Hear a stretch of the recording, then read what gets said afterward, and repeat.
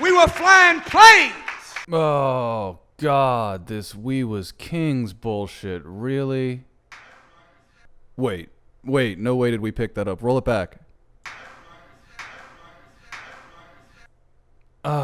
Folks, you can't ask for a whole lot more than a "that's right" this early in the game, can you? They have reports of airports 37 miles long, 37 miles wide. Okay, first and foremost, that just doesn't make any good goddamn sense whatsoever. Why would you have a completely square airport? That's insane. Also, I'm gonna make a leap and say that with this you're referring to this region in Peru. I'm not really sure what that has to do with you guys, except for the fact that a lot of black nationalists are really just so anti-white that anyone that would technically qualify as brown enough fits the bill. It's the exact opposite of the one-drop rule, but they're applying it with flying colors. And just for the record, if the Nazca Plane carvings are an airport or symbolic of an airport, they are a trashy garbage airport because all they did was sweep out of the way some of the darker rocks and pebbles and soil to reveal the lighter stuff under it.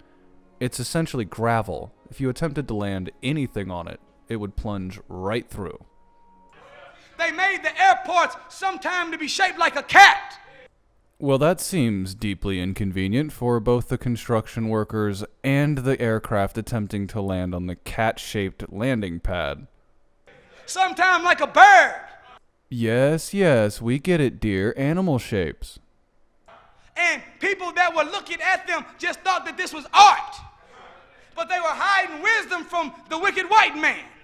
Of course they were hiding ancient wisdom from the wicked white man. That's why they willfully forgot, because they knew European explorers were coming and decided, it's better we forget about our abilities to fly or go to space, and instead we'll just hide it from the evil whites and hope they never develop that technology on their own. They made them look like animals so that they would not know that they were landing objects. And then, like someone that put something super important somewhere super safe so they'll never lose it, they promptly forgot. Y'all not hearing what I'm saying? Oh, I'm hearing what you're saying. I'm just under the belief that both me and my audience wish you weren't saying it. Why do you think the slave said, "Swing low, sweet chariot, coming forth to carry me home"? Listen, the meaning of the spiritual hymn "Swing Low, Sweet Chariot" has been analyzed for over 100 years. First and foremost, it's a clear reference to the chariots of fire sweeping from the heavens to lift Ezekiel from the shores of the Jordan River. Deeper than that, it's potentially a spiritual that was used to pass on the message of redemption and potential freedom to the slaves that were working in the fields. Further, if your theory about the chariots of fire holds true, then why, first and foremost, have they not come back for you yet, and you have been waiting for them for in excess of 2,000 years? It's not even including Jesus, because he clearly wasn't one of these space aliens come to rescue the black people. But even if that's the case, why are you still here? Maybe you've been deemed unworthy. Also, why is it that so many of the current alien abduction stories are focused on white people? I'm just wondering. I'm just asking a question. You ain't talking about a slave ship. Slave ships float. Okay, but under what planet was it even possible that they were talking about a slave ship, you fucking lunatic? I think you just like to bring up slavery when you can. But if you're asking something to swing low, it has to be flying high. Well, I am glad to see that American public schooling hasn't entirely failed you, and you seem to have a solid understanding of the definition and inherent workings of prepositions. Congratulations. Above and below would indeed be the inherent relations in those words, yes. So, 3,000 years ago, mind you, what's to follow is the "so" statement. It is the explanation for the thesis. located 700 miles south of Cairo and the Giza Plateau at a place called Abydos. Of course, now we've gone from South America to Egypt. as usual. Because, you know, they're all non-white people, right? They're non-Europeans, so they're all Africans or all blacks or whatever it is that this idiot identifies himself as. There's written on the ceiling beams of the New Kingdom Temple. Y'all ain't with me. Oh, but that I weren't. Unfortunately for everyone involved, I am not only with you, I think I may be ahead of you in this. Carved in stone. You do know carved in stone is a rhetorical device and not a literalist, right? You're not supposed to say, well, since it was carved in stone, it must inherently be true, right? And I clearly have a full understanding of it, right? Images of flying contraptions. Notice how vague you have to be when making that statement, because otherwise you'd have to say, well, there's like a submarine, and there's what I guess could be an airplane, and then there's very clearly a helicopter. There's very clearly a helicopter there. Y'all can't see them from there, but you get the DVD and we'll zoom in on them for you. How often would you say it is that he displays a prop that would require a zoom so as to ensure some DVD sales? You think it's every service? Every other service, maybe just once a month? I'm curious, how often do you think he pulls this gambit? Here you see a picture of a helicopter.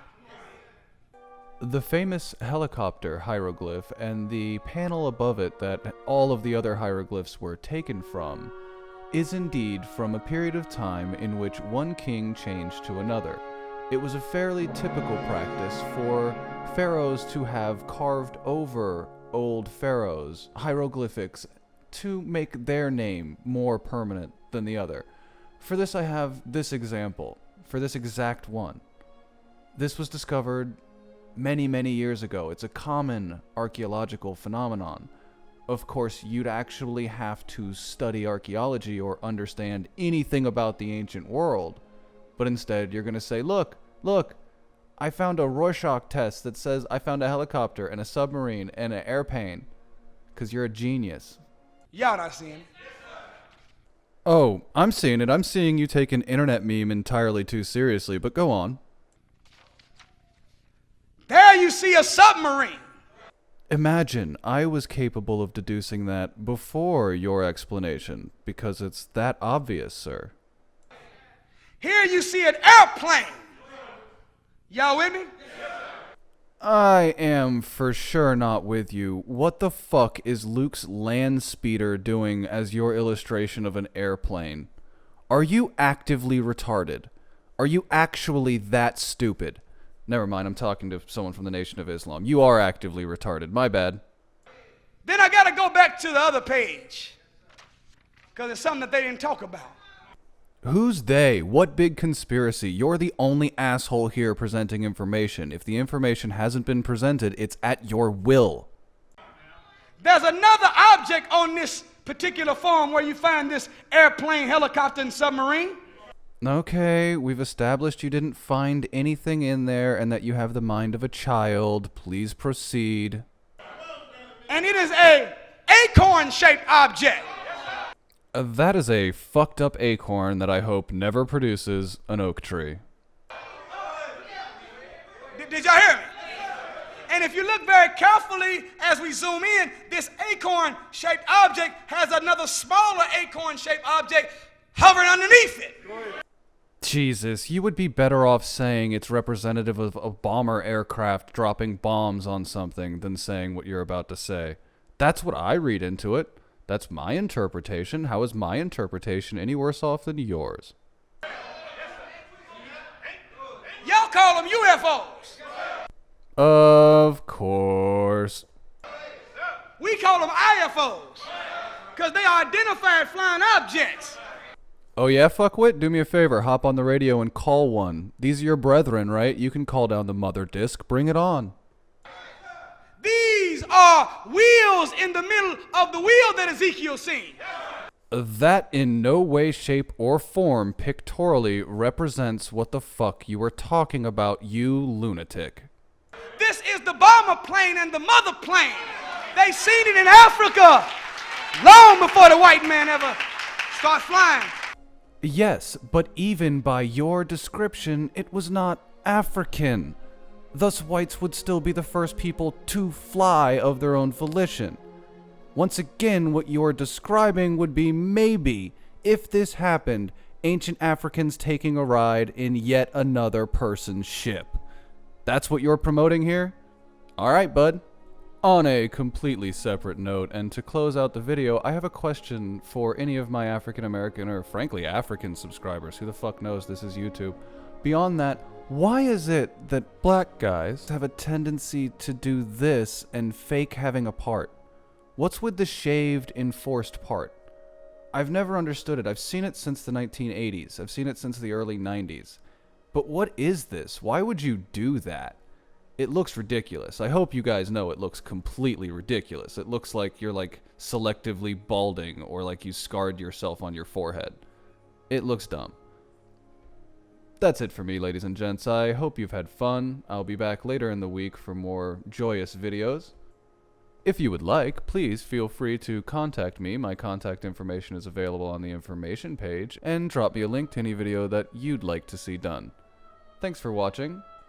Good luck, stay safe out there, and goodbye.